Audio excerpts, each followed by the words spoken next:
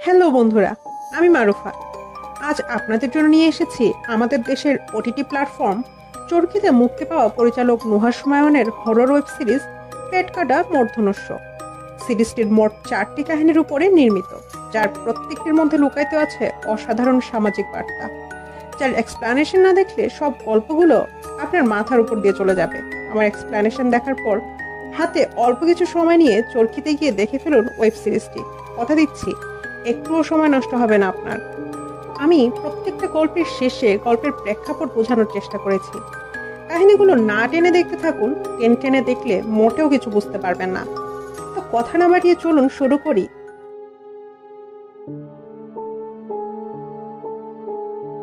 প্রথম কাহিনী, এই বিল্ডিং এ মেয়ে নিষেধ। সোহেল নামের এক যুবক রাতে বাজার থেকে একটি বড় মাছ কিনে মেসে যাচ্ছিল। নির্জন রাস্তা, পুরো রাস্তায় সোহেল ছাড়া একটা কাকপক্ষীও নেই। সোহেল মাছটি নিয়ে যাচ্ছিল আর ভাবছিল, বড় মাছ বলতে বিশাল দাওয়াত, মাছের ভর্তা, মাছ ভাজা, বেশি করে ঝাল দিয়ে মাছ ভেজে ভুনা। কিন্তু মাছের গন্ধে চারদিকের পরিবেশ ভার হয়ে যায়, যে কারণে সোহেলের পেছনে পেছনে চলে আসে দাদা দাদির কাছে শোনা সেই পেতনি বা মেছোভূত। এখন প্রশ্ন হলো, মেছোভূত আবার কি? বন্ধুরা, মেছোভূত হয়তো আপনারা কমই শুনেছেন, কিন্তু পেতনি নামটা খুবই কমন। যাই হোক, সোহেল মেসে আসার সময় আমরা একটা সাইনবোর্ড দেখতে পাই, যেখানে লেখা ছিল এই বিল্ডিং এ মেয়ে নিষেধ। মেসে সাফায়েত নামের একজনের সাথে সোহেল রুম শেয়ার করে। সে সারাদিন গাঁজা খেয়ে বিছানায় পড়ে থাকে। সোহেল ঘরে ঢুকেই সাফায়েত কখন এসেছে জিজ্ঞেস করে, সাথে সে চা খাবে কিনা সেটাও জিজ্ঞেস করে, কিন্তু সাফায়েত কোনো উত্তর দেয় না। এরপর সোহেল চুলায় চা বসিয়ে দেয়। চা হতে হতে আমাদের সোহেলের কিছু জীবনী শোনানো হয়। তার নানা যুদ্ধে মারা যাবার পর নানু একাই সংসার চালাতেন। নানু নিজেকে বাঁচানোর জন্য বিভিন্ন বাসায় গিয়ে লুকিয়ে থাকতেন। সে জীবনকে একটু অন্যভাবে দেখত। তার মতে বিপদ দেখলে তার থেকে 10 হাত দূরে মাথা নিচু করে চলতে হবে, এটাই বেঁচে থাকার বেস্ট উপায়। কিন্তু সোহেলের মা ছিলেন পুরোটাই উল্টো। তার কথা হলো, বিপদ দেখলে কড়া চোখে তাকিয়ে ভয়কে জয় করতে হবে, কারণ বুকের কাজ কখনো পিট করতে পারে না। এখানে সোহেলের মা এবং তার নানুর দৃষ্টিভঙ্গি আলাদা আলাদাভাবে তুলে ধরা হয়। সোহেল মাছের সব মশলা রেডি করে বন্ধু সাফায়েতের জন্য চা নিয়ে ঘুরতেই দেখে চেয়ারে বসে আছে উদ্ভট চেহারার একটি মেয়ে। সে সোহেলের গলফিশটি নিয়ে খেলছে। সোহেল ভাবে, একে তো বয়েজ হোস্টেল, তারপর আবার মেয়ে প্রবেশ নিষেধ। সোহেলের কাছে ব্যাপারটা ভালো লাগে না। সোহেল মেয়েটিকে বলে, আপা, আপনি হয়তো ভুল অ্যাপার্টমেন্টে চলে এসেছেন। সোহেল এই কথা বলতেই মেয়েটি ভয়ানক চোখে তার দিকে তাকায়। সঙ্গে সঙ্গে সোহেলের চোখে পড়ে দরজার সামনে পড়ে থাকা সাফায়েতের মৃতদেহের উপরে। সোহেলের আর বুঝার বাকি থাকে না যে এটা কোনো সাধারণ মেয়ে নয়। সোহেল ভয়ে দরজার দিকে দৌড় দেয়, কিন্তু মেয়েটা তার অলৌকিক শক্তির বলে দরজাটা বন্ধ করে দেয়। সোহেল জোরে জোরে আশেপাশের লোকদের নাম ধরে ডাকতে থাকে, কিন্তু তাতে কোনো লাভ হয় না। কেউই তার গলার স্বর শুনতে পায় না। নিজেকে সামলিয়ে সে দেখে মেয়েটি অদ্ভুতভাবে হাঁটছে। নিচে চোখ গেলে সে দেখতে পায় মেয়েটির পা উল্টো। এটা দেখার পর সোহেল নিশ্চিত হয়ে যায় এটা মেছোভূত বা আমাদের ভাষায় পেতনি। উল্টো পায়ে হেঁটে চেয়ারে বসে সে সোহেলের প্রিয় গোল্ডফিশটা খেয়ে ফেলে। এটা দেখে সোহেল অনেক ভয় পেয়ে যায়। হঠাৎ মায়ের কথা মনে পড়ে সোহেলের। তার মা বলতো, ফল কিনলে মাছি আসে, আর মাছ কিনলে মেছোভূত। সোহেল রান্নাঘরের দিকে ঘুরলে পেতনি তার দিকে অদ্ভুত ভাবে তাকায়। সোহেল তাড়াতাড়ি রান্নাঘরে ঢুকতে গেলেই তার আরেকটা কথা মনে পড়ে। সুন্দরবনের মধু সংগ্রহকারীরা মোচাক ভাঙতে গেলে মাথার পেছনে একটা মুখোশ পড়ে, কারণ পিঠ দেখলে নাকি বাঘ ঝাঁপিয়ে পড়ে। সেরকম ভাবে সাফায়েত হয়তো পিঠ দেখাতে গিয়েই মারা পড়েছে। তাই সোহেল যদি মায়ের কথা মতো পিঠ না দেখিয়ে পেতনির দিকে কড়া চোখে তাকিয়ে রান্নাঘরে যায়, তাহলে হয়তো বাঁচার সম্ভাবনা আছে। সে সত্যি সত্যি পেতনির দিকে কড়া চোখে তাকিয়ে রান্নাঘরে প্রবেশ করে। রান্নাঘরে ঢুকে সে বড় মাছটা পেতনিকে দেখাতেই সে রাক্ষসী দৃষ্টিতে মাছটির দিকে তাকিয়ে থাকে। সোহেল মাছটির লেজের দিকের কিছুটা অংশ পটি দিয়ে কেটে একটা পেটে করে পেতনিকে দেয়। সোহেলের অ্যাটেনশন ছিল পাশের টেবিলে পড়ে থাকা মোবাইলে। সে ধীরে ধীরে টেবিলের দিকে এগিয়ে যায়। অন্যদিকে পেতনি খুব মনোযোগ দিয়ে মাছটিকে দেখছে। সোহেল মোবাইলটি নিয়ে পালাতেই যাবে, ঠিক সেই সময় পেতনি মাছের কাঁচা রক্ত দেখে প্লেট সহ ছুঁড়ে ফেলে এবং ভয়ানক আওয়াজ করে ওঠে। পেতনির এই ভয়ানক চেহারা দেখে সোহেল আর পালানোর সাহস পায় না। সোহেল ঘরের এক কোণে পেতনির দিকে তাকিয়ে ভাবতে থাকে, এইভাবেই হয়তো কেটে যাবে সপ্তাহ দুয়েক। ততদিনে সাফায়েত আর আমার লাশ পচে গলে শুটকি। কিন্তু মেছো ভূতের তো মাছ অপছন্দ হওয়ার কথা নয়। কেন সে মাছটিকে ছুঁড়ে ফেলে দিল? কাঁচা বলে, নাকি রক্তের জন্য? আবার তার মায়ের বাণী মনে পড়ে। উনি বলতেন, সমাধানে পৌঁছাতে হলে সমস্যা আগে খুঁজে বের করতে হবে। সেক্ষেত্রে সোহেলের সমাধান হচ্ছে দরজা, আর সমস্যা হলো সামনে বসে থাকা পেতনি। সমস্যা বোঝাটা খুব জরুরি। সোহেল পেতনির চালচলন বোঝার চেষ্টা করে। পেতনির স্বভাব দেখে সোহেল বুঝতে পারে সে মানুষদের খুব কাছ থেকে দেখেছে। সে মানুষের মতো কাপড় পরা থেকে বসা পর্যন্ত প্রায় আয়ত্তে এনে ফেলেছে। সোহেল ভাবে সে হয়তো কাঁচা মাছ না, বরং বড় মাছের দাওয়াত খেতে এসেছে। তাই সে পেতনির দিকে কড়া নজরে তাকিয়ে থেকে একটা ধারালো ছুরি নিয়ে শুরু করে মাছ কাটা। মাছ কাটতেই রক্তের গন্ধে পেতনির অদ্ভুতভাবে গংড়াতে শুরু করে। সে যেন রক্তের গন্ধে পাগল হয়ে যাচ্ছিল। কিন্তু এক টুকরো কাপড় দিয়ে মাছের রক্ত মুছে দিতেই সে শান্ত হয়ে যায়। কিন্তু সোহেল এরই মধ্যে আরেকটা সমস্যা বাঁধিয়ে ফেলে। মাছ কাটতে গিয়ে এক পর্যায়ে ধারালো ছুরির কোপ গিয়ে পড়ে তার আঙ্গুলের উপরে। আঙ্গুল দিয়ে অঝরে রক্ত বের হতে থাকলে পেতনি সোহেলের দিকে উল্টো পায়ে অগ্রসর হয়। সোহেল কাটা আঙ্গুল মুখে ঢুকিয়ে চুষতে শুরু করে, কিন্তু তার আঙ্গুল থেকে রক্ত পড়া বন্ধ হয় না। পেতনি সোহেলের প্রায় কাছে চলে আসলে সে উপায় না পেয়ে আঙ্গুল মরিচের গুঁড়ার কৌটায় ঢুকিয়ে দেয়। অবশেষে পেতনি আর রক্তের গন্ধ পায় না। এরপর পেতনি তার নিজের জায়গায় গিয়ে বসে। একটা বড় নিঃশ্বাস ফেলে মুখের ঘাম মুছতে গিয়ে মরিচের গুঁড়ো তার চোখে লাগাতেই সোহেল ছটফট করে ওঠে। সোহেল যতবার চোখ বন্ধ করে পেতনি তার দিকে ততই অগ্রসর হয়ে আসে। সোহেল অনেক কষ্ট করে চোখ খুলে রাখার চেষ্টা করে, কারণ সমস্যা থেকে চোখ ফেরালেই নির্ঘাত মৃত্যু। পেতনি সামনে আসতেই সোহেল কোন রকম ভাবে তার দিকে এক চোখে তাকায়। কিছু সময় পরে আমরা দেখতে পাই সোহেল আঙ্গুলের টেপ পেঁচিয়ে পেতনির দিকে না তাকিয়েই মাছে মশলা মাখিয়ে তেলে ভাসছে। কিন্তু কিভাবে? তাহলে কি পেতনি নামের সমস্যাটা চলে গেছে? না, যায়নি। আমরা দেখতে পাই সাফায়েতকে কাকতারুয়ার মতো পেতনির সামনে বসে রেখেছে সোহেল, এবং তার চোখে টেপ লাগানো। সোহেল ভাবে সমস্যা থেকে মুক্তি পেতে চাইলে তাকে মাছ খাওয়াতেই হবে। কিন্তু মাছ খেয়ে যদি সে পছন্দ না করে, হয়তো সে মাছ খেতে খেতে আমি পালিয়ে যাব, কিংবা এমনও তো হতে পারে মাছ খাবে, পছন্দও করবে, তাও সে আমাকে মেরে ফেলবে। যা হবার হোক, মৃত্যুর পর মায়ের সাথে দেখা হলে উনি আগে জিজ্ঞেস করবেন, মরার আগে সাহস দেখিয়েছিস তো? মনে অসংখ্য প্রশ্ন নিয়ে ভাজা মাছের প্লেটটা পেতনির সামনে রাখে সে। কিন্তু মাছের ভাজি দেখার পরেই পেতনি মুখ থেকে বাজে কিছু তরল পদার্থ উগড়ে দেয় মাছের প্লেটে, আর নোংরা ভাবে হাত দিয়ে মাখতে শুরু করে ভাজা মাছটি। এর থেকে জঘন্য খাওয়া আর কখনো দেখেনি সোহেল। পেতনি মাছটি মেখে খাওয়া শুরু করতেই সোহেল দরজার দিকে দৌড় দেয়। আর এখানে সিন শিফট হয়ে কিছুদিন পরের কাহিনী দেখানো হয়। সোহেল এই পুরো কাহিনীটা তার 3 বন্ধুকে শোনাচ্ছিল। তাদের মাঝ থেকে একজন জিজ্ঞেস করে, তারপর কি হলো? আবার আমাদের ফ্ল্যাশব্যাকে নিয়ে যাওয়া হয়। সেদিন রাতে সোহেল পালানোর জন্য দরজা খুলেছিল ঠিকই, কিন্তু পরক্ষণেই সে পেতনির দিকে তাকায়। সে ভাজা মাছ খেয়ে শান্তভাবে চেয়ারে বসে আছে। তার কোনো অলৌকিক শক্তির বলে সোহেল না পালিয়ে আস্তে আস্তে দরজাটা লাগিয়ে দেয়। এরপরে সোহেল বলে ওঠে, আচ্ছা এইসব বাদ দে, চল সবাই মিলে ডিনার করি, আমার বউ তোদের জন্য মাছ রান্না করেছে। এরপর সব বন্ধুরা একজন আরেকজনের দিকে তাকায়। এরই মধ্যে একজন হঠাৎ জোরে হাঁচি দিতেই তার নাক থেকে বেরিয়ে আসে রক্ত, আর সাথে সাথেই তার ঘাড়ে হাত রাখে গল্পের সেই মেছো ভূত বা পেতনি। আর এরই সাথে প্রথম গল্প শেষ হয়। গল্পটি পেতনি বা মেছো ভূত নিয়ে হলেও যদি আপনি লক্ষ্য করেন তাহলে বুঝতে পারবেন এর ভিতরে লুকিয়ে আছে অসম্ভব সুন্দর একটা মেসেজ। কাহিনীর শুরুতেই সোহেলের মৃত মা বলতেন বিপদ দেখলে সেটা কড়া চোখে মোকাবেলা করতে, কিন্তু এই ক্ষেত্রে সোহেলের নানি ছিল পুরোটাই উল্টো। তিনি বলতেন বিপদ দেখলে সাহসের সাথে না দাঁড়িয়ে পিঠ দেখিয়ে পালাতে। পরিচালক নুহার সুমায়ন এই গল্পে সাহসটাকে বেশি প্রাধান্য দিয়েছেন। মিষ্টি কিছু। এই গল্পের শুরু হয় এক মিষ্টির দোকানদারকে ভিত্তি করে। গল্পে দোকানদারের নাম মেনশন করা হয়নি, তবে আমি তাকে চঞ্চল বলেই ডাকবো, যেহেতু এই গল্পের মূল চরিত্রে অভিনয় করেছেন চঞ্চল চৌধুরী। সে মিষ্টি কিছু নামের একটা দোকানের মালিক। রাতে দোকানের শাটার নামিয়ে দোকান ঝাড়ু দিচ্ছিল চঞ্চল।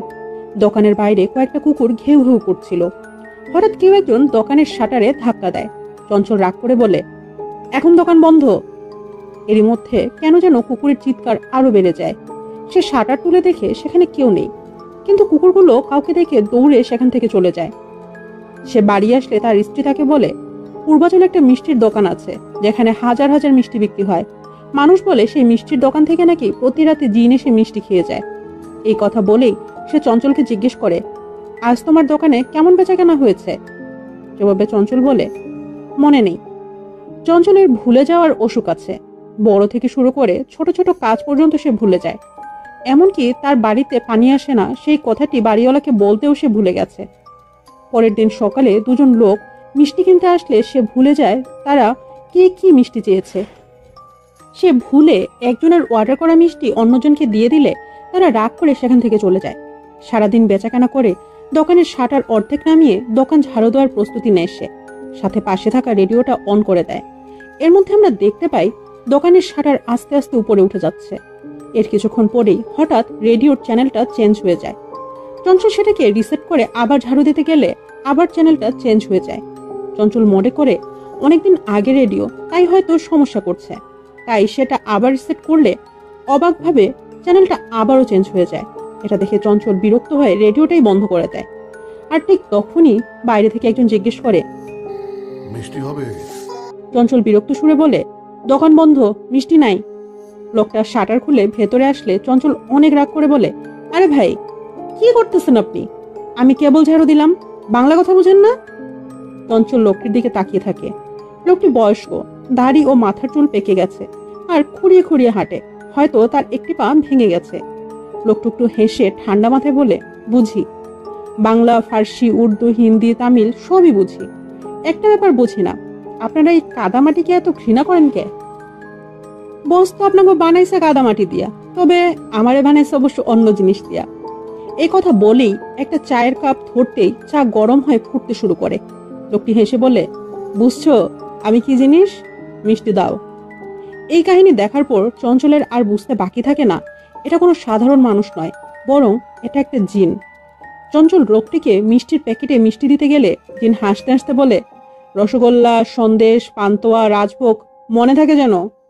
সে আরো বলে, পায়ের অবস্থা ভালো না, উপর থেকে পড়ে গিয়েছিলাম, মিষ্টি খেলে মনে হয় ভালো হয়ে যাবে। এই বলে তার অলৌকিক শক্তি দিয়ে রেডিওতে গান ছেড়ে দেয় এবং বলে, না, একটাও ভালো না।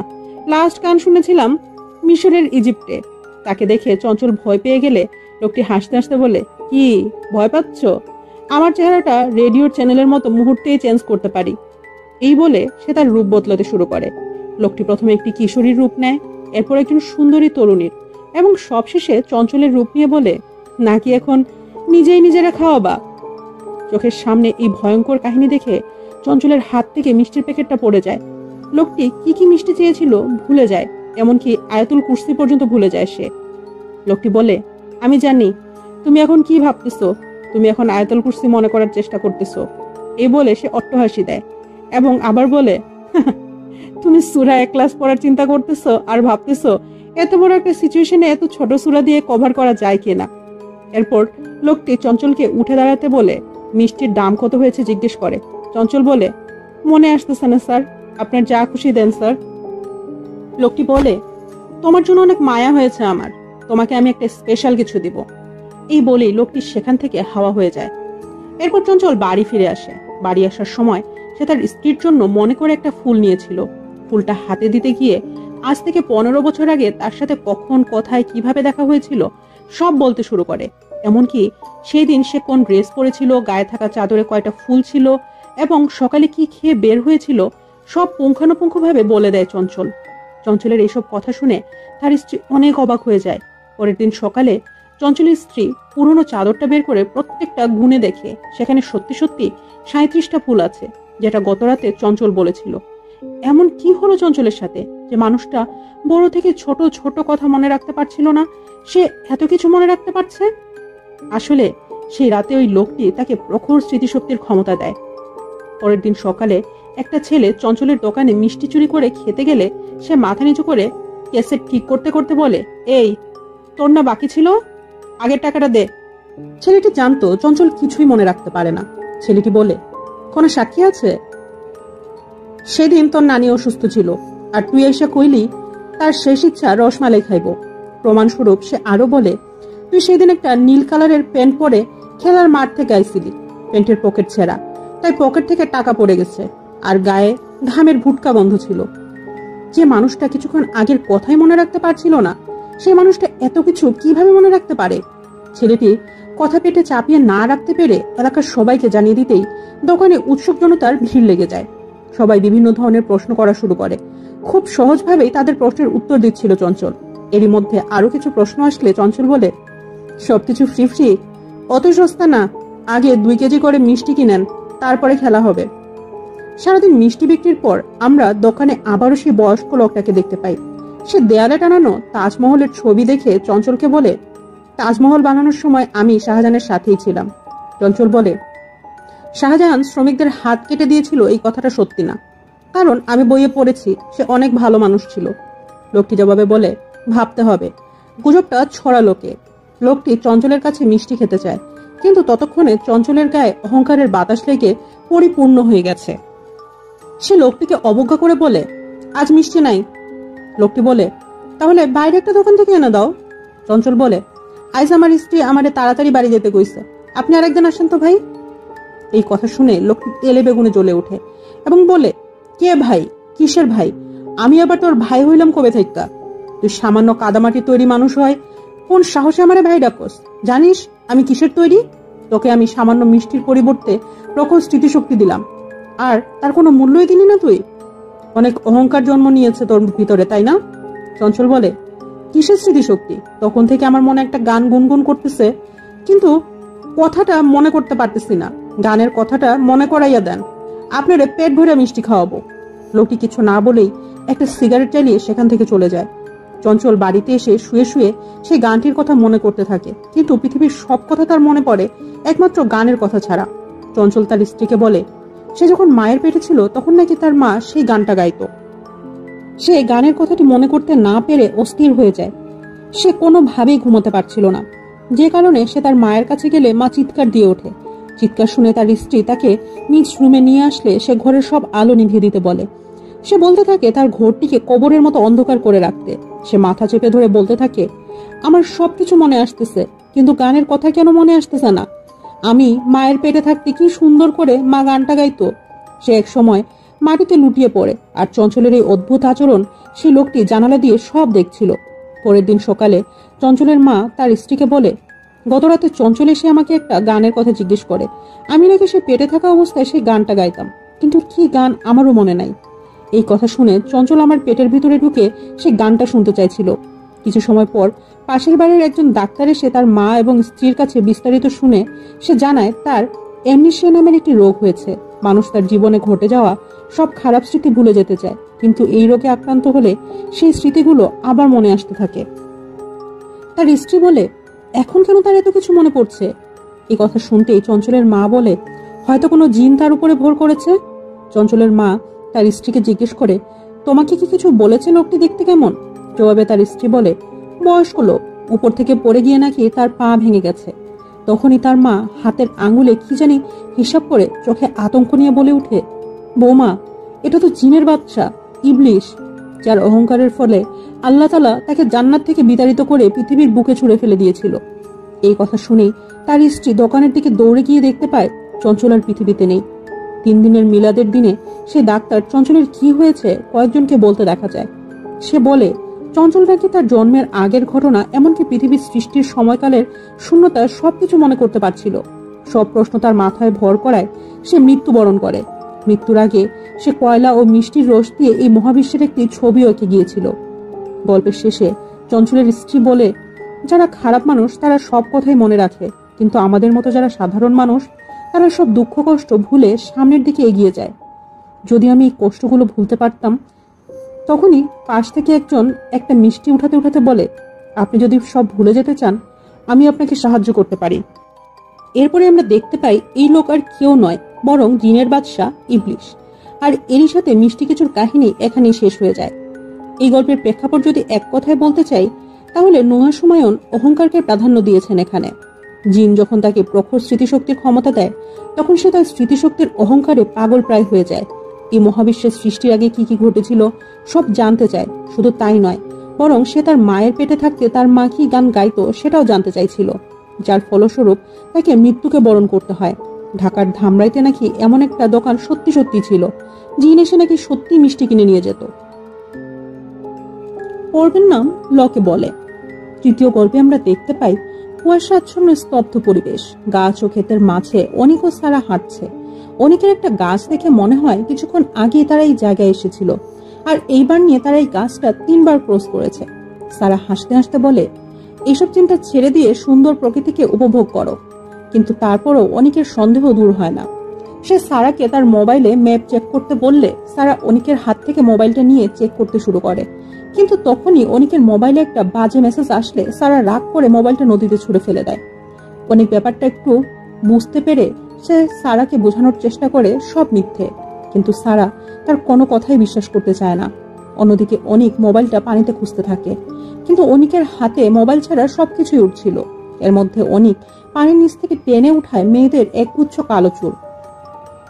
কিছু সময় পরে সারা নদীর পাড়ে কয়েকজন লোককে নৌকা ঠিক করতে দেখে।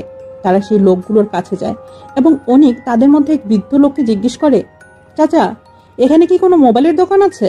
বৃদ্ধ লোকটি বলে, আছে, কিন্তু সে সন্ধ্যার পরে দোকান খুলবে। অনিক আবারও বলে, চাচা, আপনাদের কারো কাছে কি চ্যাপটাপিনের চার্জার হবে? চাচা তার উত্তর না দিয়ে তাদেরকে জিজ্ঞেস করে, আপনারা কি চা খাবেন? তারা চা খেতে সম্মতি জানায়। চায়ের কাপে চুমুক দিতে দিতে সারা বৃদ্ধ চাচাকে জিজ্ঞেস করে, এই গ্রামে কি কোনো দর্শনীয় জায়গা আছে কিংবা স্পেশাল কোনো খাবার যার জন্য এই গ্রামটি ফেমাস? জবাবে বৃদ্ধ চাচা বলে, এই গ্রাম কুসংস্কারের গ্রাম। এই গ্রামে সাধারণত কেউ আসে না, আর যদি আসেও তাহলে তোমাদের মতো পথ হারিয়ে আসে। হঠাৎ পেছন থেকে এক বৃদ্ধ চাচি এসে সারার গায়ে হাত দিয়ে বলে, এই গ্রাম থেকে কুসংস্কারের জন্ম হয়, বুঝছো? এই বলে বৃদ্ধ চাচি একটা গল্প বলা শুরু করে। একসময় গ্রামে একটা সুন্দরী মেয়ে ছিল। তার চুল কোমর পর্যন্ত ছিল আর গায়ে জড়ানো টুকটুকে লাল শাড়ি। সে অনেক সুন্দর নাচতে পারত। তার নাচ এই গ্রামের সবার ভালো লাগতো। শুধু কি তাই, সে এত সুন্দর যে গ্রাম ছেড়ে শহরের লোকজন আসতো তার নাচ দেখতে। সবার মুখে মুখে তার নাচের সুনাম ছিল। কিন্তু এই সুনামই তার কাল হয়ে দাঁড়ালো। এই সুনামই তার মৃত্যু ডেকে আনে। রক্তে ভিজে গিয়েছিল তার টুকটুকে লাল শাড়িটি। মৃত্যুর সময় তার পাশে পড়েছিল বহু শোকের চিরুনি। তখন থেকেই চিরুনি ফেলা নিয়ে একটা কুসংস্কার রটে। কিন্তু সারা বলে, আমি তো শুনেছি চিরুনি পড়লে নাকি মেহমান আসে, কিন্তু সেই মেহমানই যে মেরে যাবে তেমন তো কোনো কথা নয়। গল্পের এক পর্যায়ে চাচা তাদের পেঁপে কেটে এনে দিলে তারা সেটা খেতে খেতে চাচার এই গ্রামে আরো একটা গল্প শোনাতে শুরু করে। অনেকদিন আগে এই গ্রামে এক বুড়া মিয়া ঠিক করলো সে 30 বছরের এক মেয়েকে বিয়ে করে বাড়িতে নিয়ে আসবে, কিন্তু বাড়িতে নিয়ে আসে 15 বছরের 2টা কিশোরী মেয়েকে। বুড়া মিয়া জানতো না যে বিয়ে করলেই বয়স বেড়ে যায় না, তাই শুরু হয়ে যায় তার 15 বছরের 2 বউয়ের মধ্যে ঝগড়া। দিনের পর দিন এইভাবে চলতে থাকার পর বুড়া মিয়া 2 বউয়ের মধ্যে ঝগড়া বিবাদ আর সহ্য করতে পারে না। সে তার 2 বউকে শান্ত করে বলে, আজ রাতে তোমরা 2জন আলাদা আলাদা করে রান্না করবে। যার রান্না সব থেকে বেশি ভালো হবে সেই বাড়িতে থাকবে, আর অন্যজন বাড়ি থেকে চলে যাবে। এরপর রাতে 2 বউ কাঁদতে কাঁদতে বুড়া মিয়ার জন্য রান্না করে। তাদের চোখের পানিতে তরকারিতে আর লবণের প্রয়োজন হয় না। তারপর বুড়া মিয়া রাতে খেতে বসে এবং 2 পাশে বসে আছে নিজ নিজ খাবার নিয়ে তার 2 বউ। বুড়া মিয়া সেখান থেকে একজনের খাবার খেয়েই বলে, এই বাটির খাবার ভালো হয়েছে, এই বাটির খাবার যে রান্না করেছে সেই বাড়িতে থাকবে, আর অন্যজন বাড়ি থেকে চলে যাবে।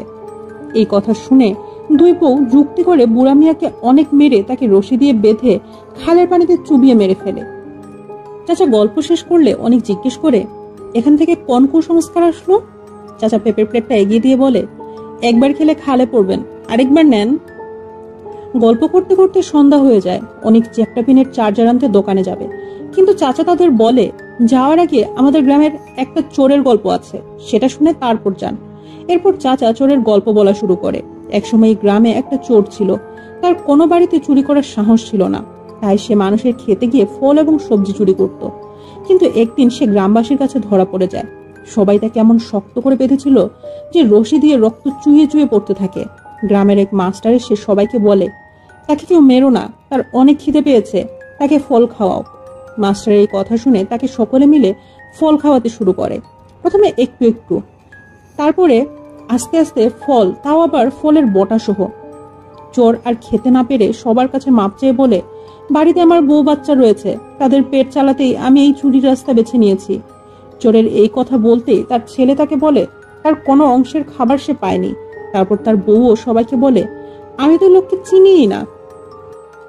এরপর গ্রামের লোকেরা চোরটাকে আরো খাওয়াতে থাকলে সে পেট ফেটে মরে যায়। কিছুদিন পর তার পেট থেকে বেরিয়ে আসে একটা বিশাল বড় গাছ, প্রাণ জুড়িয়ে যাওয়ার মতো তার ছায়া, কিন্তু গাছটার ফলগুলো অনেক তিতা। এরপর থেকে লোকে বলে বিচি খেলে পেটে গাছ হয়। এই গল্প শুনে অনেকের ভেতরে একটু অপরাধবোধ কাজ করে এবং সে সারিকাকে সরি বলে। এরপর সে তার লম্বা চুলের বাঁধন খুলে মোবাইলের দোকানে যেতে রেডি হলে চাচি আচমকা পেছন থেকে এসে অনেকের চুল ধরতে ধরতে বলে রাতের বেলা চুল খোলা রাখতে নেই বাবা। অনেক মুচকি হাসি হেসে বলে কি যে বলেন চাচি, এই নিয়ম কি ছেলেদের জন্য নাকি? এই কথা বলেই অনেক একটা লাঠি হাতে নিয়ে মোবাইলের দোকানের উদ্দেশ্যে রওনা দেয়। তারপর সারা চাচিকে জিজ্ঞেস করে লম্বা চুল খুলে থাকা নিয়ে কি কোনো গল্প আছে নাকি চাচি? চাচি বলে আছে তো। তারপর চাচি সারাকে বলে এই গ্রামে সব থেকে পুরাতন গল্প এটা। এই গ্রামে একটা বাচ্চা ছেলে ছিল, তার মাথায় কোনো চুল ছিল না। সে সারা দিন পুতুল নিয়ে খেলা করত। ছেলের পুতুল খেলা বাবা পছন্দ না করলেও মার তেমন একটা খারাপ লাগতো না। ছেলেটি পুতুল খেলতে খেলতে এক সময় শাড়ি পরা শুরু করে। বাবার কাছে মার খাওয়ার ভয়ে সে গভীর রাতে একা একা সাজত। আয়নার দিকে তাকিয়ে সে ভাবতো তার যদি তার মায়ের মতো বড় বড় চুল থাকতো। তার এই ইচ্ছা একদিন তাকে ভুল পথে নিয়ে যায়। এক রাতে হাতে একটা দা নিয়ে সে তার মায়ের চুল কাটতে যায়, আর অমনি তার মা চিৎকার দিয়ে ওঠে, যার কারণে বাড়ির সবাই জেগে যায় এবং তার বাবা তাকে অনেক মারধর করে একটা ঘরের মধ্যে সারা জীবনের জন্য আটকে রাখে। সবাই বলে ওই ছেলেটা সেই ঘর থেকে আর কোনোদিনও বের হয়নি। সারাদিন পুতুল নিয়ে খেলা করত আর রাত হলে গ্রামের সবজি চুরি করতে বের হতো। আবার কেউ কেউ বলে তার বাবা নাকি তাকে ঘরের ভিতরে আটকে রাখেনি, শাড়ি পরার অনেক শখ ছিল বলে তার বাবা নাকি শাড়ি পরিয়ে এক বুড়া মেয়ের সাথে বিয়ে দিয়ে দেয়। 15 বছর বয়সী 2 বউয়ের মধ্যে নাকি একজন ছিল এই ছেলেটাই। আবার কেউ বলে বাবার কাছ থেকে মার খেয়ে বাড়ি থেকে পালিয়ে সে হয়েছিল নাচনেওয়ালি। তার নাচ দেখে সে গ্রামের অনেক যুবক তাকে পেতে চাইতো, কিন্তু যখন তারা জানতে পারলো সে মেয়ে না ছেলে, তখন সবাই মিলে তাকে হত্যা করে। কিন্তু কিছু কিছু লোক বলে আসল গল্পটা নাকি এর থেকেও ভয়াবহ।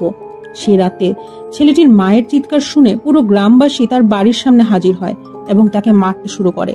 যত মানুষ জড়ো হয় তত মায়া দয়া কমতে থাকে। মার খেতে খেতে এক সময় মরে যায় ছোট ছেলেটা। সে রাতে সে মারা গেছে ঠিকই, কিন্তু তার অপরাধটা বেঁচে যায়। 10-এর থেকে যেন বিচারটাই বেশি। এখান থেকে একটা কুসংস্কারের সৃষ্টি হয় যে রাতের বেলা চুল খুলে হাঁটতে নেই। খোলা চুল দেখলেই ছেলেটা নাকি হিংসে হয়। অন্যদিকে মোবাইলের চার্জার আনতে জঙ্গলের ভিতরে দোকানের দিকে যেতে থাকলে সে হঠাৎ নুপুরের শব্দ শুনতে পায়।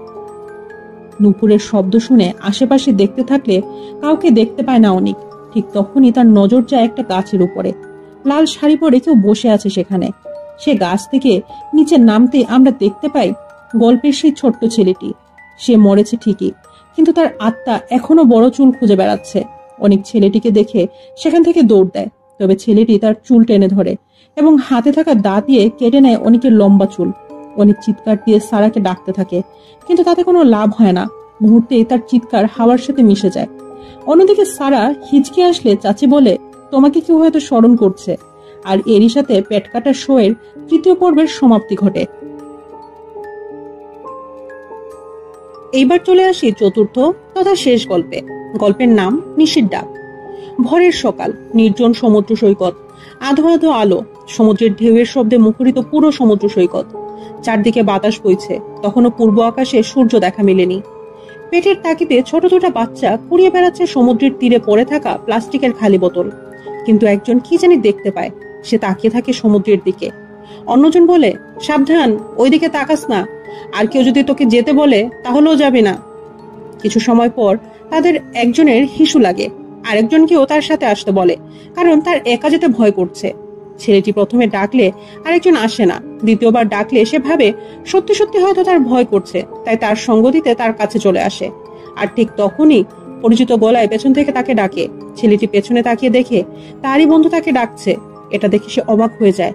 সে ভাবতে থাকে পেছনে যে ডাকছে সে যদি তার বন্ধু হয়, তাহলে পাশে যে দাঁড়িয়ে আছে সে আবার কে? এরপর সে পাশের জনের দিকে তাকাতেই বুঝতে পারে এটা তার বন্ধু নয়, বরং নিশি। সেই দিন সেই ছেলেটিকে নিশি ডেকে নিয়ে গেছে সমুদ্রের গভীরে। এরপর থেকে সেই ছেলেটিকে আর পাওয়া যায়নি। লোকে বলে তাকে নাকি নিশি ডেকে নিয়ে গেছে। কক্সবাজারে এমন অনেক ঘটনাই অহরহ ঘটছে, যেখানে ছোট বাচ্চারা কিছু একটা দেখে সমুদ্রের পানিতে নামলে আর কখনোই সেখান থেকে ফিরে আসে না। আর এই গল্পটি সমুদ্রের তীরে বোতল কুড়ানো সেই ছেলেটি প্রীতমকে বলছিল। প্রীতম বলছি কারণ এই গল্পতেও প্রধান চরিত্রের নাম মেনশন করা হয়নি। এখানে প্রধান চরিত্রের অরিজিনাল নাম প্রীতম হাসান, তাই আমরাও তাকে প্রীতম বলেই রাখবো। যাই হোক, মূল গল্পে ফিরে আসি।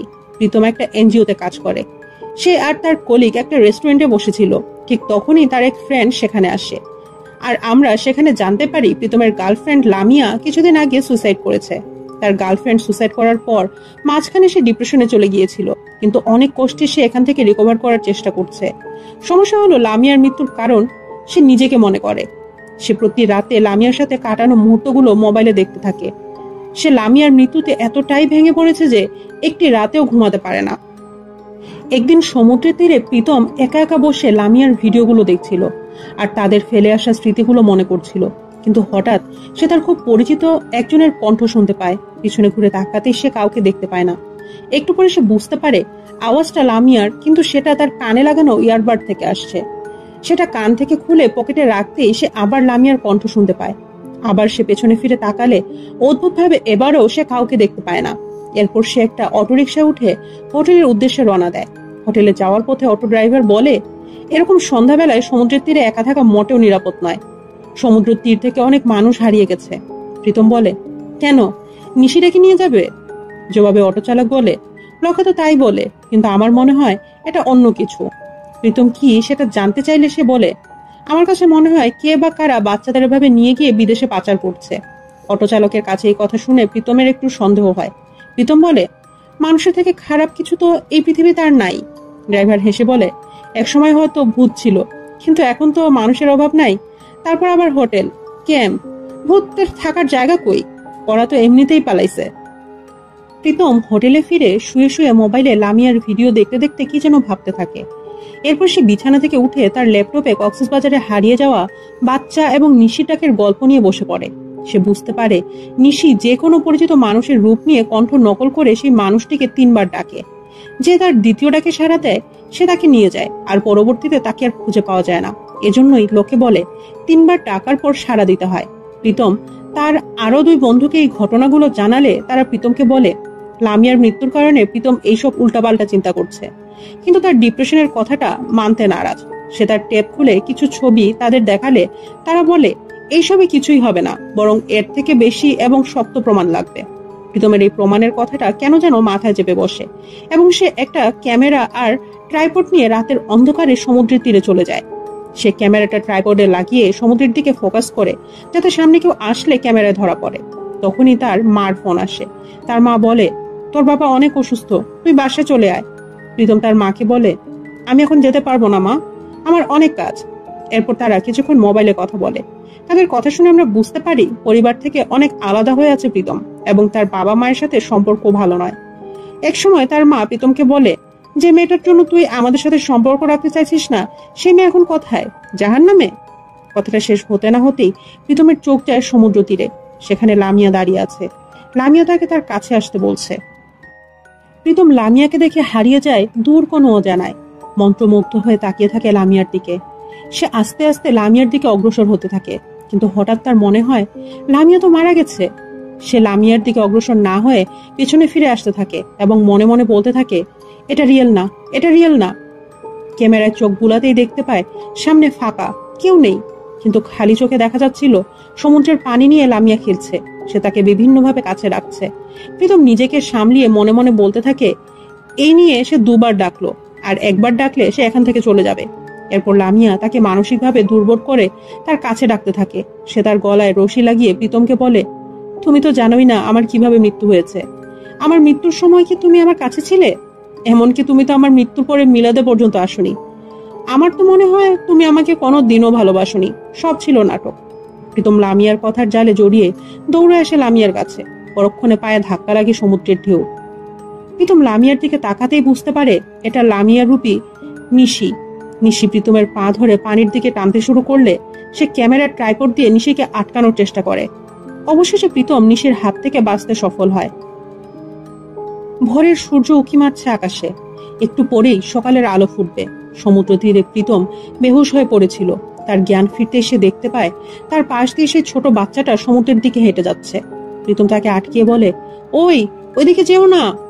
ছেলেটি প্রীতমকে বলে, এই দুনিয়ায় আমার কেউ নাই, আমি বড় একা, আমি একা থাকতে চাই না। ওই যে আমার বাবা মা আমাকে তাদের কাছে ডাকছে। প্রীতম বলে, এটা তো রিয়েল না।